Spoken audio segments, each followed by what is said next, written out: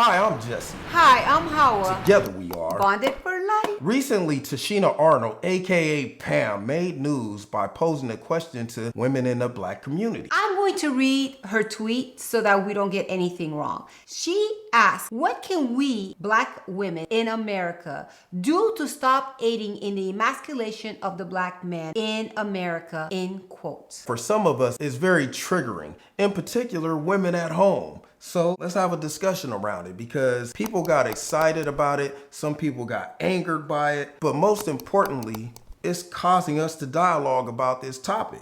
It did. I mean, babe, when we were reading about it, of course, I was very curious. You were very curious.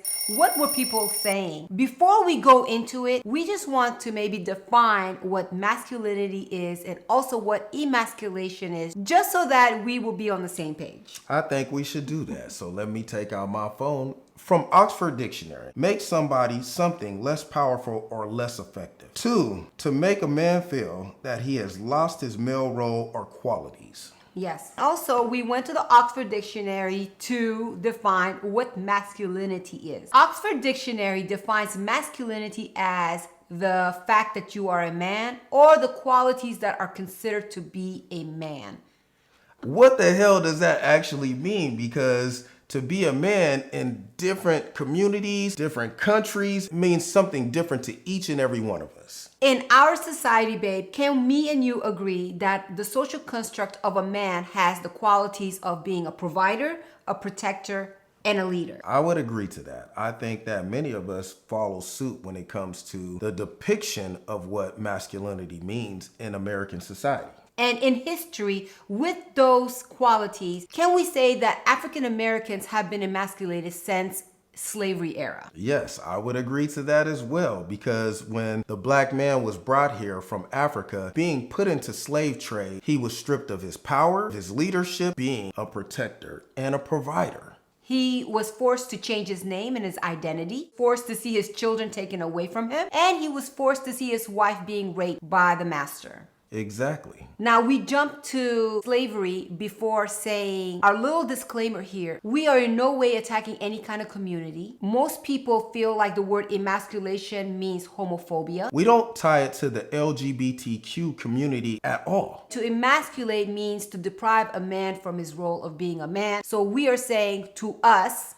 what a man is and what society says a man is, especially in Western culture. So that's what we are talking about. The emasculation of the black man continues through the civil rights era. Would you not agree? Yes, many of our black leaders have been taken out when it comes to being prominent male role models in our community. Dr. Martin Luther King was killed, Malcolm X was killed, so on and so forth. When you take away black leaders, your male role models, then you don't have young black men to look up to, somebody who can teach you masculinity. As we're connecting the dots here, talking about black leadership, we had the Black Panther Party, who was a huge factor in making sure that our community was not divided. They provided social constructs for the African American community. Free lunch programs, they provided legal education. They wanted us to be self-sustaining communities. I believe that the Black Panther Party was the quintessential organization when it comes to us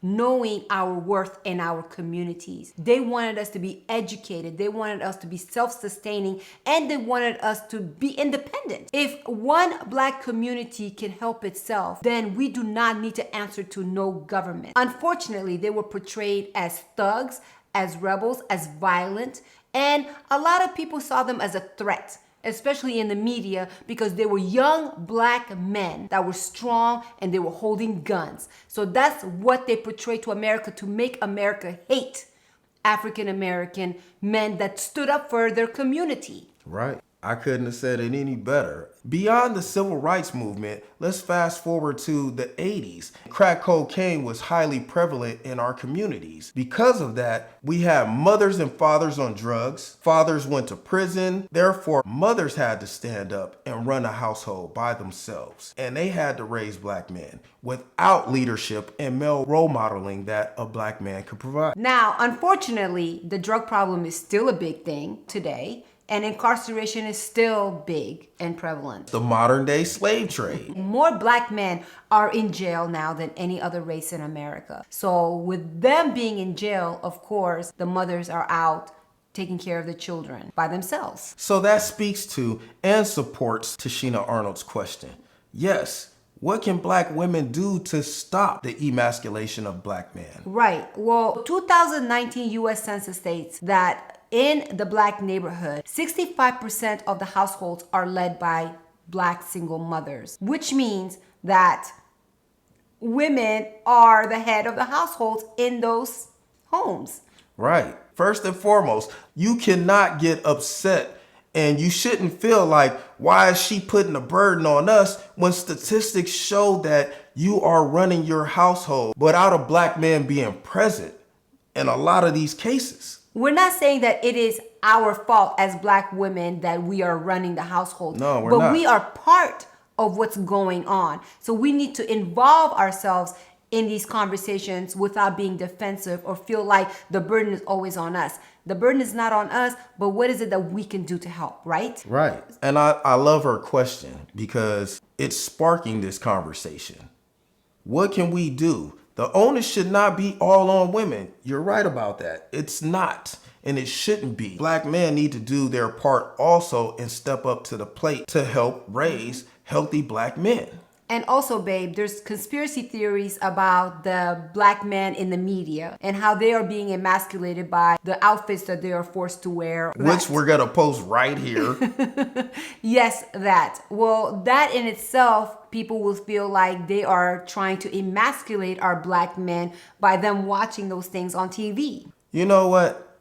There may be a point to that because, like I said, many of my peers didn't have black men at home. So what do they have to look up to? They have the media, they have hip hop music, they got everything that's outside of their household and society telling them what the depiction is and how a black man should look, feel, and act. And unfortunately, media has exploited African Americans for a very long time.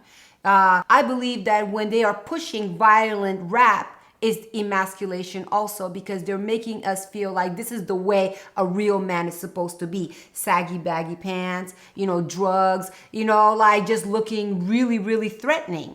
When in reality, that is not what we are teaching our children. And that's not what most black people are teaching their children at home. I like the fact that you said our children because we're raising 3 black men. Right. We have a 21-year-old, we have a 16-year-old, and we have a 1-year-old. They're all black men in the making. With all that said, let's give our 2 cents as to how we can participate and play a role in Tichina Arnold's question. Okay. What suggestions do you have? Well, one, we need to stop having babies with men that don't have the qualities that we said before. Provider, protector, and leader. Wait a minute. When you say we, you mean black women, right? I'm saying black women because I include myself in this, yes. I chose a man that I know that can provide, that can protect, and that can lead. On top of other things, he is my teammate, my best friend, and I know he has all these great qualities. Honesty is key as well. So you need to find a man that will have all these qualities. Don't have a baby with him because you want to trap him. Don't have a baby with him because you think he's good looking. Don't have a baby with him because you're just, lusting over him. Have a baby with somebody because a baby is forever. They're going to be men later on. They're going to be women later on. So have a baby with somebody with qualities so you can raise the future. Women need to find a man who wants to subscribe to their relationship. Not only subscribe to their relationship, but also to subscribe and commit to having children with you. If he wants to have a child with you, then he should have a choice in that matter, right? Because if you don't give him a choice in the matter of having a baby with you, you lay down with him and he doesn't want to commit to you, that means that he's not all in. Therefore, if you have a baby with him, don't expect him to be a part of that child's life. That is emasculating a man if you don't give him the choice in the matter. And to add on to that, babe, I want to say let's stop putting all these burdens on us. Let's stop saying that, well, we are strong black women, we could take care of ourselves. Let's stop this culture of, we're like, well, I was raised by a single black mother, so it's okay. Or my grandmother was a single black mother, so it's okay, so I could do it too. Let's stop doing that. It takes two to make babies. It's gonna take two to raise them. Mad props to the single mothers out there doing everything, because it is hard. Real talk. Okay? And all that hard work, where are you putting yourself? So you need that teammate. You need that person next to you. Now, if you don't have that, maybe they died, maybe they're in prison, maybe they just don't want to be in the picture, then invite someone else in. I'm not saying find another man, but is your father around? Can he be a mentor to your children? Is your brother around? Do you have a friend? Do you have a relative who is a male strong figure that you can place into your child's life for the mentorship? So he can teach him how to have these qualities as a strong black man. Somebody who is a protector, a provider, somebody who can show your child how to be what? A masculine man, or should I say a provider, a protector, and a leader. And women, black women, my sisters, don't play this power game. Don't play games. Don't shut him out. Don't shut his family out. Maybe he is not ready to be a father, but you chose to have a child with him. But if his father is around and he wants to be in the picture, let him in. Maybe he wasn't the man for you, but he does want to play a role in your child's life. Don't use that child as a weapon. Don't weaponize your child because he doesn't want to be with you. Oh, you can't see my son. That is the most heinous thing somebody can do and most selfish thing that somebody can do to disrupt their child's life, because your child needs a father. Just like a child needs a mother, your child needs a father. And those children are going to grow up one day. They're going to be big and they're going to have memories. So with that said, don't put down this man in front of his children. Don't belittle him. Do not insult him. Don't degrade him. You don't want him to do that to you, so don't do that to him. Last but not least, we should uplift the black man by saying, you know what? You need to educate yourself. Be your own man. Find a business that you're into. Have a hobby. Make sure you love whatever you're doing. Uplift him to be part of the community, part of his children. Make sure that he knows that he has a voice in everything that he does, including his children, because not only are you teaching a black man that, but you're teaching the black boys that will become men. Let's stop all this divisiveness. It takes a man, it takes a woman to raise our children in our communities. And it also takes our village. So not one of us should get upset about this question that was posed to us, because it's a healthy question for our community.